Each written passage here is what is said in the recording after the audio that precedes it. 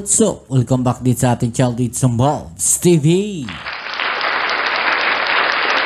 Alright, so tayo nagbabalik muli mga babayan. At ngayon ay ating pag-uusapan mga babayan. Ito pong isang babala netong si Duterte Youth Party List Representative Ronald Cardema mga babayan ng Duterte Youth Party List. Siya po ang chairperson po mga babayan. Dahil meron po siyang isang matinding babala. Mga babayan, grabe, nakakagulat to. Okay, so yan ang ating pag-uusapan ngayon. Aalamin natin bakit nga ba galit na galit etong si Cardema mga babayan, at bakit ngayon lang siya nagsalita. Sabi nga po ng ating mga babayan. Okay, so yan ang ating aalamin ngayon at pag-uusapan. Pero syempre, bago ang lahat, please don't forget to subscribe, like, share, at comment dyan sa comment section. Shoutout ulit tayo sa mga bago natin subscribers dyan. Maraming salamat po sa inyong suporta. Okay. So, eto na nga, mga babayan. Chismoso lang ang dating Eto na nga, ano ba naman? Galit na galit, mga babayan. Etong sa chairperson, si Chairperson Ronald Cardema, dahil hindi nga po sila na-proclaim, ng Englishin natin. Proclaim ng COMELEC mga babayan. At sa ito nga po yung kanyang sinabi. Binoto na kami ng 2 milyon, ayaw pa kaming paupuin. Balikan natin kasi sinasabi nga na ito daw pong may kaso daw po pala sila mga babayan. Way back, kung di ako nagkakamali, 2019. Okay, bakit daw ngayon hino-hold sila na umupo sa bilang party list. Okay, balikan natin. Sino ba ang presidente nung panahong sila ay sinampahan ng kaso? Kayo na sumagot niyan mga babayan. Sino ang presidente nung panahon na yun? 2019. At bakit kaya hindi natuloy? O hindi na-aksyonan yung isinampang kaso sa kanila. Di ba? So sabi nga po niya dito, Duterte Youth Party List Chairperson Ronald Cardema on Tuesday, May 20, 2025 issues a warning. Nagbabala daw siya mga babayan. Babala sa COMELEC after it's suspended the formal proclamation of his group as one of the winners in the party list race in the 2025 midterm elections mga babayan. Galit na galit po siya sa COMELEC. Sabi pa nga po dito ni Cardema, they plan to challenge the COMELEC's decision before the Supreme Court today for alleged grave abuse of discretion. Okay? Duterte Youth came out strong in the recent polls, grabbing second place with 2,338,564 or 5.41% ng party list votes mga babayan. Their dominant finish gave them 3 seats in the incoming 20th Congress. 3 upuan daw to mga babayan. Ibig sabihin 3 yung representative nila diyan sa Kongreso. Duterte Youth, which stands for the Duterte to empower the Republic through the enlightenment of the youth. Youth daw mga babayan. Is represented by his sister Congresswoman Drixie May Suarez Cardema, Berlin Baday Lingua, and Ron Godfrey Bawalan. Ito yan mga babayan. At ito po yung babala niya. Sinasabi niya dito, kapag hindi nyo hinayaang makaupo, next week, ibinoto kami ng taong bayan. Kapag kami hindi nyo hinayaang makaupo, next week, ibinoto kami ng taong bayan.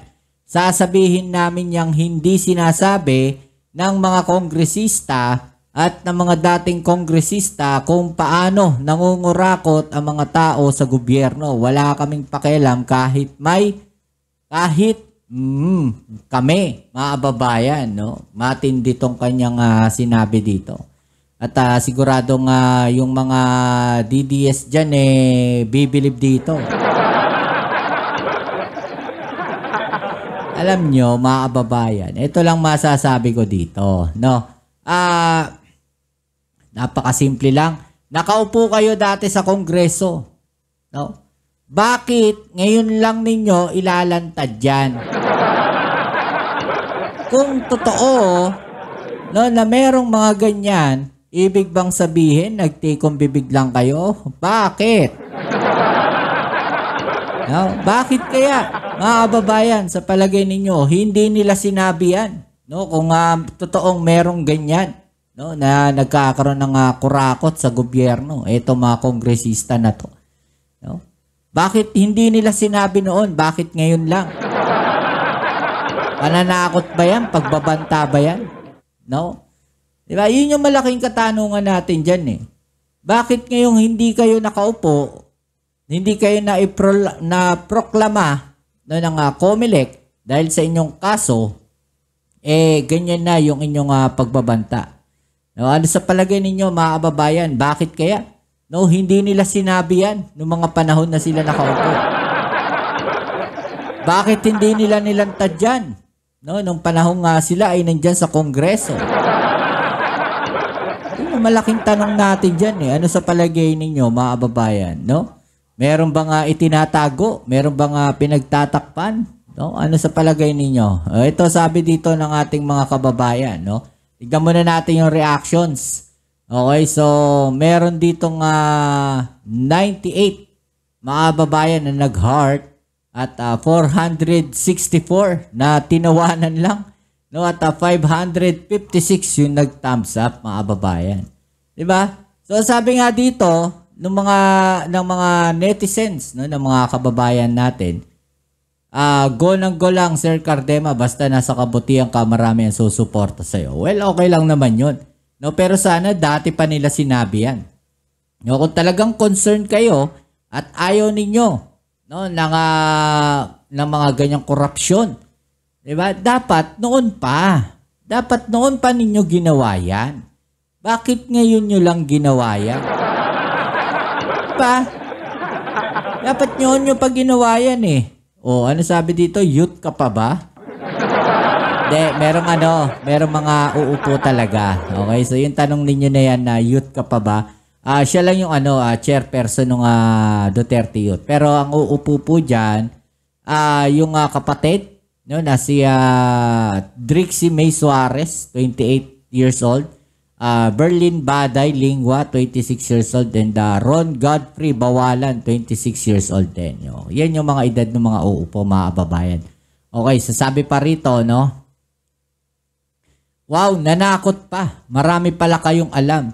Sa 6 na taon nyo sa Kamara, bakit ngayon nyo lang naisip na magsasabi ng katotohanan? May pumipigil ba sa grupo nyo na wag sabihin? Sige, sabihin mo na lahat-lahat ang malaman nyo para makaupo na kayo. Diba? Tama naman eh. No? Bakit ngayon nyo lang sasabihin yan, no, kung kailang hindi kayo pinaupo? No? Bakit noong nakaupo kayo, na nandiyan kayo sa Kamara, bakit hindi nila isiniwalat yan? No, may pinoproteksyonan ba? No, natatakot ba sila? Kung talagang nasa panig kayo ng katotohanan, nasa panig kayo ng kabataan, ng Republika ng Pilipinas, kung nasa panig kayo ng ating mga kababayan at ayaw natin, no, ng mga ganyang korupsyon, bakit ngayon nyo lang yan sasabihin? Bakit hindi ninyo sinabi noong kayo no, ay nakaupo pa? Di ba? Diba? Ito sabi, go lang go. Gagawin nila yan para walang kukontra sa akbayan sa Kongreso, kaya nila ginawa yan. Well, okay lang naman yan. Natural yun, no? Nasa bansa tayo na pwede tayong lumaban.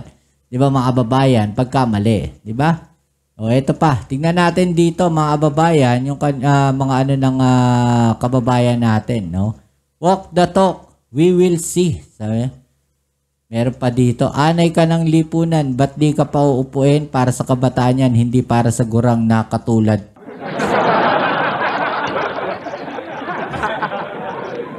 Gawin nyo na. Huwag puro banta. Bully style nyo. Di ba? Totoo naman eh. Kung talagang may nalalaman kayo, sabihin na ninyo.